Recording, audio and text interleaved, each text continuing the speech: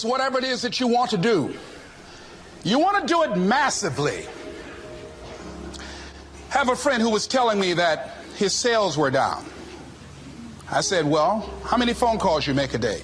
He said 25. I said, double them. Make 50 or 75 or 100. He said, oh man, that's just too much. What do you mean too much? You behind on your bills? You're talking about too much? You know one way to get back on your feet real quick is to miss 2 car payments? There's no competition out here. Decide that you're going to push yourself. Most people won't do that. Most people give up on themselves easily. You know the human spirit is powerful. There's nothing as powerful. It's hard to kill the human spirit. They asked Benjamin Disraeli, a man who became the head of a country at a time when Jews were not allowed out after 10 o'clock. They said, how did you do it? How do you achieve it against such great odds?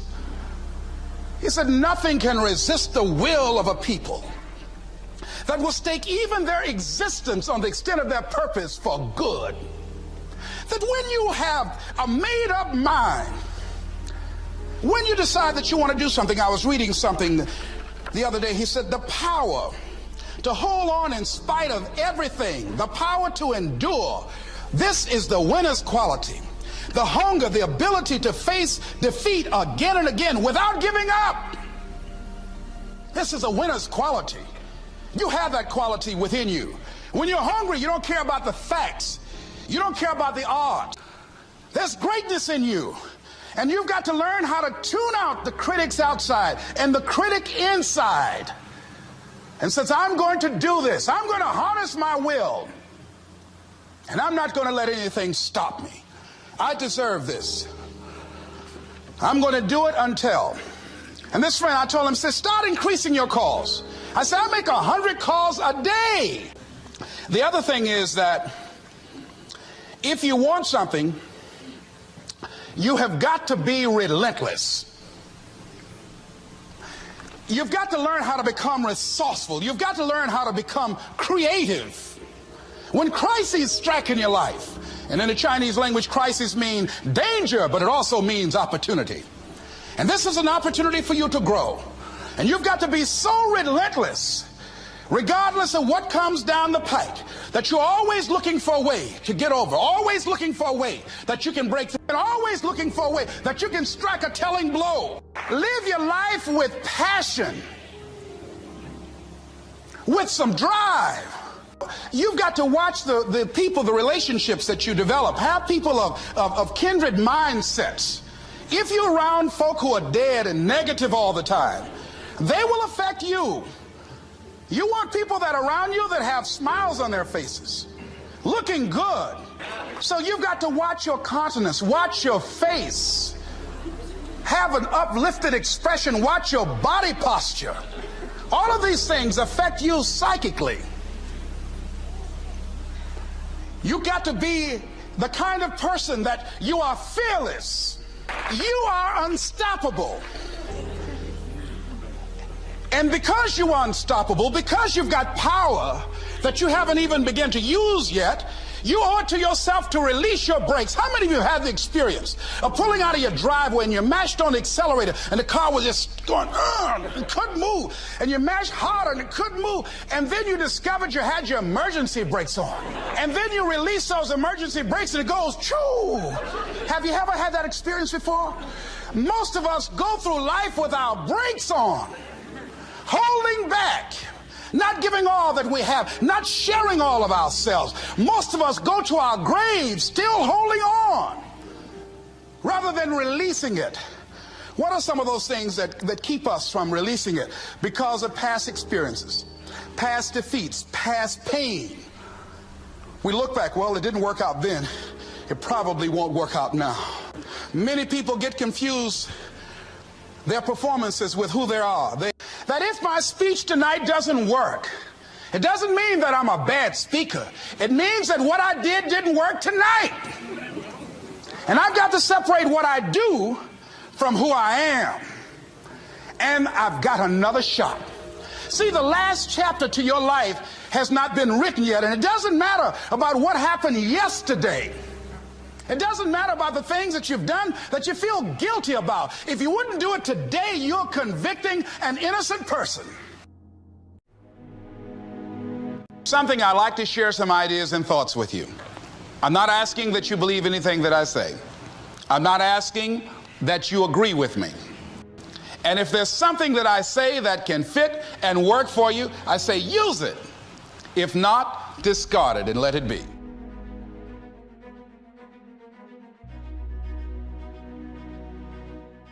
One of the things I have realized, and many of us have, that if you want something out of life, if you want to change yourself, if you want to acquire something, if there's some goal that you want to reach, that is really not easy as some people will make us feel.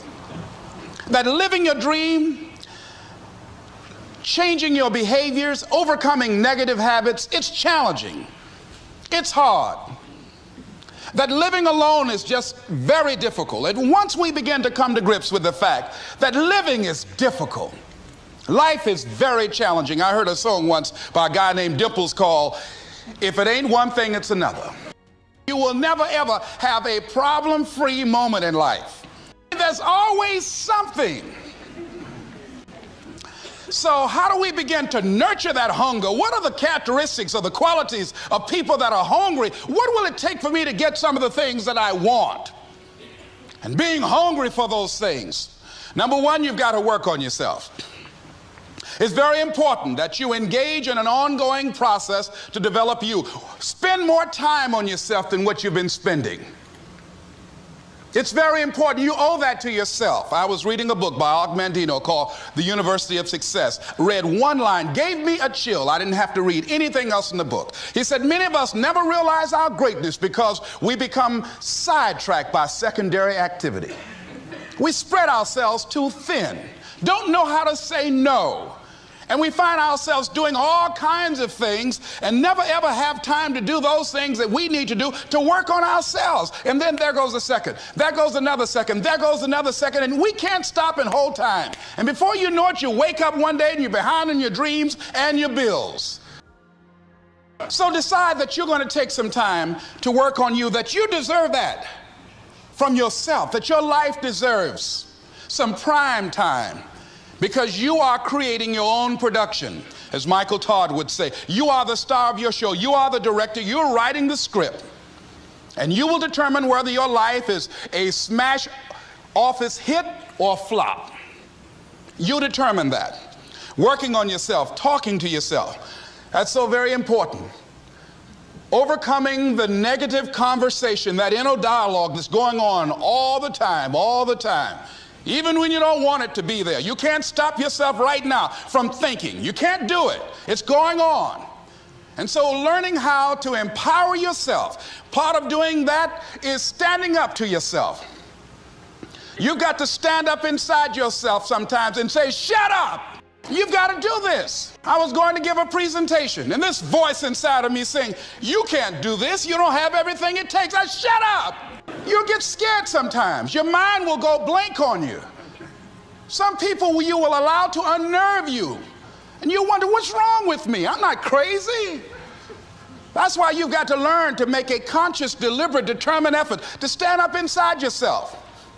Working on yourself, watching that inner dialogue, it will determine the quality of your life. When you're working on something you want to achieve, you have got to stand up to that voice. You've got to sell yourself every day on your abilities, on what you're doing, on the goal that you want to reach. You've got to sell yourself every day, according to your level of belief. It will manifest itself in what you're doing. Whatever we have right now, whatever we're demonstrating in our lives, is a result of what we believe subconsciously that we deserve. And part of increasing that belief level is that you have got to convince yourself every day You've got to sell yourself. I do a lot of training for many corporations, and I conduct sales seminars, and I've heard all kind of guys doing techniques and training people techniques of how to close sales and how to work with and begin to control the sale and how to ask for the close. Let me share something with you. You can learn all the techniques in the world. If you don't believe in yourself, it won't happen for you. I learned all of it. So that's why I do a training called Focus on the Seller. You've got to focus on you. And as you convince you, as you sell yourself every day, you will begin to see a difference in the things that you're doing. Selling yourself on your ability to perform a job, to achieve a certain objective. Telling yourself every day, here I go again. And I got what it takes. This is my day, and nothing out here is going to stop me. That brings me to the next thing. It takes courage to act. Part of being hungry when you've been defeated, it takes courage to start over again. I used to do door-to-door sales, and I was working with another friend of mine, and door-to-door sales, I mean, it's punishing. It's cruel and unusual punishment. And I was a little boy knocking on the door. Hello, would you like to buy a nice working television set? No money down? No! Bam! They slammed the door in your face. And the friend of mine that was working with me, they slammed the door in his face, and I looked back, and he was going to the car. He said, I can't do this. And he sat down in the car, and he said, you go ahead, I'll be here when you get back. Now, he had a mother and father to take care of him. My mother was ill. I am adopted. I was hungry. I had to go on. I learned something about myself. That when you step into your fears, somebody said, it was Winston Churchill, he said that courage is going from failure to failure without losing enthusiasm. When you step into your fears and continue to push yourself to go on, something happens for you. When you have something you want to do, if you don't develop the courage to do that which has been given you to do, and you spend a lot of time going around trying to convince other people or trying to get their approval, what will happen is that you will lose your nerve. And other people will convince you that what you're doing doesn't have any value, and you'll give up on your dream. It's an interesting thing about life, I've also found, that if you don't have the courage to act, sometimes and particularly, if you have something special to do, life will move on you. If it were not for life, I would still be a disc jockey. I didn't just leave voluntarily to go to the state legislature. I was fired. I was working on a job, and I came home one day. I was married at the time, and I told my former wife, I said, that guy Bert I work for is stupid. She said, if he's so stupid, why does he sign you a paycheck? That night, I could not sleep well. Here was a guy that was controlling my life. I was going through all kinds of changes because this man controlled my paycheck. And it was Carlyle who said, truth crushed to earth shall rise again. Winston Churchill said, the truth is incontrovertible. Malice may attack it, ignorance may deride it, but at the end there it is. And we know scripture that says, ye shall know the truth, and the truth shall set you free. And the truth that I had to come to grips with, that I wasn't in charge of my destiny. The truth was that I wasn't giving all that I had. The truth was that there are some things that I wanted to do, but I didn't have the courage to act on those things. And the truth was that Bert Childs was a blessing to me. He made life so miserable for me, I had to start looking at my life differently. I started going to work earlier. I started being the last one to leave there. I started working harder than anybody else. The other guys could not. Why would you work so hard, Les? I said, I'm not working for them. I have been cheating, Bert, I thought. I've been cheating myself and my family. Wherever you are, whatever you're doing, do it with everything that you have. Develop the habit of giving more than what you're paid for.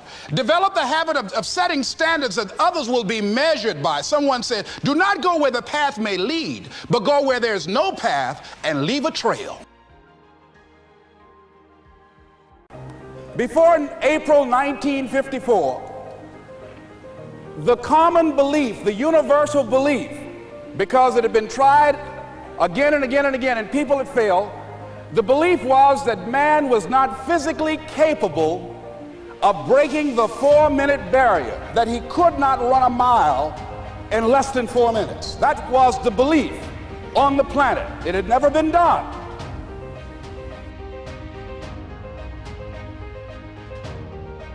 But here's what happened, ladies and gentlemen. Roger Bannister came along, and he broke the 4-minute barrier. Now here's what's significant about that. Since that time, up to this day, over 20,000 people have done it, including high school kids. 20,000 people. What changed? Here's what happened when they got on the track. They knew it had been done. And because they knew it had been done, there was a new belief about this barrier, about this goal that was unreachable. And those 20,000 people got in the race believing, knowing in their heart that someone had done it, that it's possible, that they could do it. And I'm saying that if you know anybody that had some goal, some dream, something they wanted to do, and they did it, then I'm saying that you know in your heart that if someone has done it, then you can do it. It's possible. And that if someone can make their dream become a reality, that it's possible that you can make your dream become reality. And so as you begin to look at where you want to go, beginning to embrace that, it's possible. I'm blessed and highly favored. I've got a lot going for me. I got some good stuff in me. And it's possible that I can bring my greatness out here in the universe, that I can do what I want to do. It's possible I can write my own book. I can have my own business. I can take the trip and travel around the world. It's possible. I can bounce back from adversity and reinvent my life. It's possible. Regardless of where I am, that things can get better for me. It's possible. I'm thinking about two men right here in Chicago who were fairly successful, similar background, educated. They worked for a corporation for many years, and they were among many people that were laid off. Two guys who were very good friends. One went out looking for a job for several weeks along with the other one, and they faced disappointment and rejection again and again and again. They couldn't find any work, which is the story of many people across this country. One guy stopped. He became discouraged. He stopped going. He stayed home looking at television, became very argumentative and toxic with his wife, drinking beer, getting on the phone, talking to his other negative, unemployed friends, and he just gave up. The other guy kept looking for a job everywhere he could go. Every time he could get an opportunity, kept asking people, networking, checking the newspapers every day. Kept going everywhere he could, trying to find a job. You have too much education. You're overqualified. You won't be here long enough. He kept going. He kept going. He went to a place and said, look here, I tell you what, if you can't hire me, and I know you can use my talents, abilities, and skills, I don't want to sit home and do nothing. Just let me do some volunteer work. You don't have to give me anything, all right? I just want to work. I want to be busy. Guy said, okay, it's on you now, but don't expect me to give you anything. It's okay. This guy came in and worked. He was the first one there. The last one to leave was the best employee there. About 4 weeks later, one of the top managers quit. They were looking for a replacement. Guess who they selected? This other guy. This guy who was volunteering his time. He got the job. What was the difference between the two men? Eyesight and mindsight. Eyesight is judging on what you see, judging according to appearances. But mindsight is how you interpret what you see. One guy said, it's not possible, it's over, I'm finished. I can't do it. I can't make it. He surrendered. I've faced rejection again and again. I'm not going anymore. There are no jobs out there. But this other guy, he felt that in spite of the no's and rejections, in spite of how bad the economy is, in spite of what the newspapers are saying, that it's possible that somebody somewhere will give me a job. He just kept going, thinking it was possible. And guess what, ladies and gentlemen? That's what we have to do with our dreams. Because things happen to you in life that you can never, ever anticipate. And many times when those things happen, you want to give up.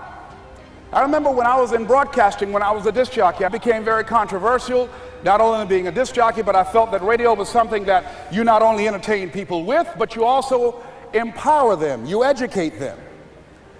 And I got fired. I didn't just leave, they fired me. They took my microphone. I thought that was who I was. No, ladies and gentlemen, it wasn't. I had to do something else. And I didn't know what else I could do. See, here's what I'm looking at. What are the uses for your life right now that you haven't even reached for yet? See, I believe that when you don't have enough encouragement to act on your dreams or ideas, or you're not enlightened enough, that life will act on you. Some decisions are major decisions. And also there are a lot of small decisions that we don't make, that they tax our minds, they drain our energy. They create a lot of anxiety and nervousness and mental torment because we don't take care of it. We decide not to decide, which is a decision. Deciding to decide, to act, is a major, major challenge for all of us at different points in different areas of our lives. And there are things that happen to us along the way, experiences that we have that prevent us from working through the mental block of acting, of doing those things that we know we ought to do. And so what I want you to think about is, what is there that you know you need to do, that you want to do this, but for some reason or another, you've been holding back. For some reason or another, you just have not been able to gather your nerves or be able to work through the procrastinating or putting it off or justifying or blaming. Some reason or another, you just haven't done it. And you know you ought to do this. You really want to do this, but you don't know why you haven't done it. Anybody know what I'm talking about? Raise your hand, please. Okay, then I've got company here this evening. I'm not talking to myself. Now, first of all, we know that this is not easy. Because in order to begin to reinvent your life, you've got to make a conscious, deliberate, determined effort. That you really have got to put all of yourself into it. It's very challenging to act, to do those things. There are times when you're looking at it and you say, I know I need to do this, but I don't feel like it. I don't want to do it. I know I need to do it, yet leave me alone. No. I don't want to do it. So what do we do? What are those things that cause us to do like that? I think that among the things that prevent us from acting is the fear of failure. And if you've already failed, you don't want to fail again. The pain of that, the disappointment, the fear of loss is another thing. Because many times when we do those things that we know we need to do, we feel that we might lose somebody that we love very much and care about. We don't want to hurt anybody. Many of us don't act because we want other people's approval. We want everybody to like us and to accept us. And that's not possible. Many of us don't do the things that we want to do and don't act because of lack of self-confidence. We don't believe enough in ourselves. I have a friend who's been working on a job where she's miserable, talented, want to go to another place that she can do what she wants to do and make the kind of money that she would like to make, and had some offers. But because of her fear and her lack of self-confidence of things might not work out, she won't take a chance on herself. So there she is, spending 8 hours a day, 5 days a week, and she's miserable. She hates to go to work. They're not paying her what she's worth. She knows it. But yet and still, she won't do that which she knows she must do, and it's wearing her out. There are a lot of people that their jobs are making them sick because they won't act. You check out the absenteeism and the people that are depressed. You see them coming to work angry. How you doing? I don't know. Just leave me alone. It's not even 9 o'clock yet. You're talking about good morning. There are days you go to work, you want to just keep driving past the job. You don't want to stop because it's not in sync with who you are. But you haven't acted. Have another friend. This guy's brilliant. He's a business consultant. He helped a lot of people get their business started. And people come to him because they know he's knowledgeable. But this guy won't start his own business. Now, he's very smart. He can do it. Everybody believes in him except him. And he's so smart, he's talked himself out of it. Well, the numbers aren't right. So there are many reasons why we don't act. There are other things, though, that affect us. It's that not wanting to take personal responsibility. We want somebody else to do it. And many times we pick up our inability to do certain things from people that we love, people that we admire. We identify with them, and we live in the context of their ideas, their opinions, and their life patterns. We buy into it unconsciously. My mother is a pack rat. She keeps everything. She doesn't throw anything away. And I have unconsciously picked that up. Now, my mother never said, let me show you how to keep everything, Les, and just clutter things. I unconsciously picked that up. Many times unconsciously. We try to honor the people we love by being like them. By the same token, I realized something about myself when I had some major decisions to make, and I found myself acting like my mother. See, my mother's the kind of person that when she has a problem with one of the other foster children that she adopted, she won't confront them. She will call me. Les, why don't you tell Linda to move? She's lazy. She won't go to work. She runs the street all day, and then she comes home and wants to sleep all day, and I think she's doing drugs. I said, but Mama, why don't you tell Linda that? I bought the house for you. I told you when she wanted to come home, don't let a grown person come there and take care of them. You let her in. Well, after all, she's my child. Mama, then you handle that. When I tell her to leave, she say, Mama say I can stay. Mama, can I stay? And you tell her yes, and then you call me and say, she's still here. Why worry me with this? So Mama hasn't developed the courage to act on that. Some people won't act until there's a crisis situation. When Linda started stealing from Mama and took her Social Security check to get some drugs, Mama got some courage to say, get out of here and don't ever come back. But she wouldn't do it until then. And see, we don't have to wait until a crisis situation. I have a friend that has been having a challenge with losing weight. Bus has been dealing with that challenge. And for the past 40 years, he's always seemed like weighed over 235 pounds. And so he said, man, I just can't lose weight. I'm big boned. I said, Bud, I've never seen any fat skeletons. No, you need to act on your health. You can change this. You don't have to go to your grave fat. We're all digging early graves with our teeth. We don't have to do this. They need to have a support group around M&M peanuts. You want a support group on something, and throw Snickers in there too. Bud and I can tell you about the help we need with that. So what happened with Bud, though, he became ill a few weeks ago. See, Bud in the last few weeks has lost more weight than he's ever lost, even when we were competing with each other, betting a lot of money. But what happened was, Bud became diabetic. He went into an insulin shock. He didn't know that he was diabetic. His blood sugar became high. And the doctor said to him, you are diabetic. You're going to have insulin shots every day. You're going to have to change your diet. And let me tell you what's going to happen if you don't do what we tell you to do. Number one, there's a possibility that you can become an amputee. Number two, you can go blind. 3, you can become impotent. Bud say, help me. Like those guys with Paul, when Paul broke out of jail, those guys say, tell me what I must do to be saved. Bud wanted to be saved. I said, Bud, you want one of my peanut butter and jelly sandwiches? No. I said, Bud, I can't believe you're eating vegetables, man. You're exercising. He said, that's right, and jogging in place too. Now, he had the ability to do it before, but there's some people, it takes that kind of crises to bring them into reality in order for them to act in their own best interest. Some people have to hit rock bottom in order to rise. I don't know why. You want to begin to look out on your life and what you want for you.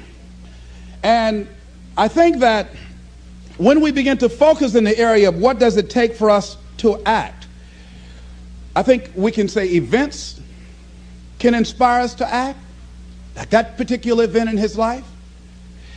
Circumstances.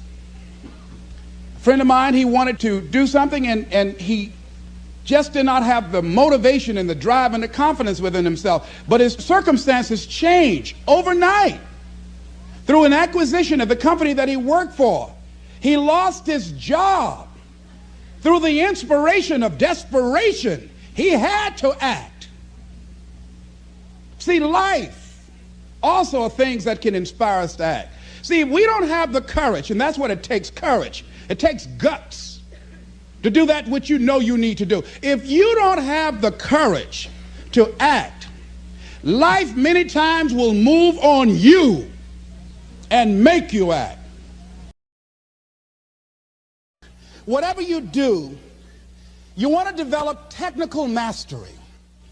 You want to be the best at what you do. You want to master it. See, part of self-motivation is you've got to find something that gives you a strong sense of competence. Well, you become known for that. You develop a reputation of being good at doing that. You set some high personal standards for yourself. You're not competing with anybody else. You're just unfolding yourself to be the best person that you could be. That you want to give the best quality service that you can give, because that is a statement about who you are.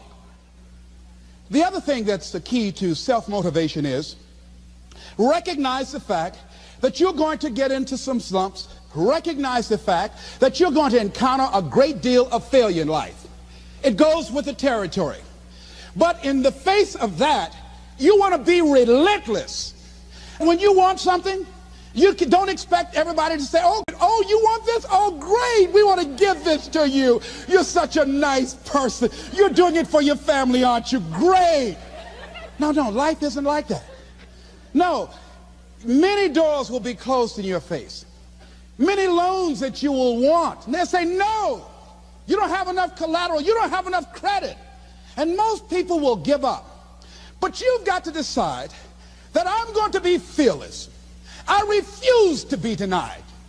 And I'm going to go all out. I'm going to be relentless. I don't care how many no's I encounter. I like something Isaiah Thomas said when he was getting ready for a basketball game. He said, I'm going to either shoot us in or shoot us out, but I'm not going to not do anything. And that's the way to go. You can't make a basket unless you shoot the ball. You can't hit a home run unless you take a swing at it. Most people won't even take a swing. Well, I probably won't make it anyhow. That's the conversation within. They probably won't give it to me anyhow. If you want something, you've got to be relentless. You've got to decide, I deserve this, and I'm going to have it. And you go all out to get it. That drives you. The next thing is that when you want something out of life, you've got to be willing to go into action. Don't wait around for things to be just right. Don't wait for things to be perfect. Don't wait for the ideal situation. It will never be ideal. There will always be a reason. Well, as soon as the children grow up, or as soon as I pay my bills, or as soon as I get my divorce, as soon as I get enough money together, do what you can, where you are with what you have, and never be satisfied. A lot of people never take a chance in life. They don't want to take any chances. They want the situation to be ideal. See, that's not walking by faith. That's walking by sight. If I can see it, I'll do it. No. That's a lot of people saying, if I can see it, I'll believe it. No. If you believe it, you can see it. And don't be disturbed because no one else can see it. That's not unusual. That is ordinary. But because you want some different kind of results in your life, you've got to be willing to be unreasonable. If you want unreasonable results in your life, you've got to be willing to be unreasonable. Part of being unreasonable, you don't judge according to appearances. Part of being unreasonable, you can see it because you believe it. That's part of being unreasonable. Part of being unreasonable, you're like Paul who said, you must have the faith to call forth those things that be not as though they were.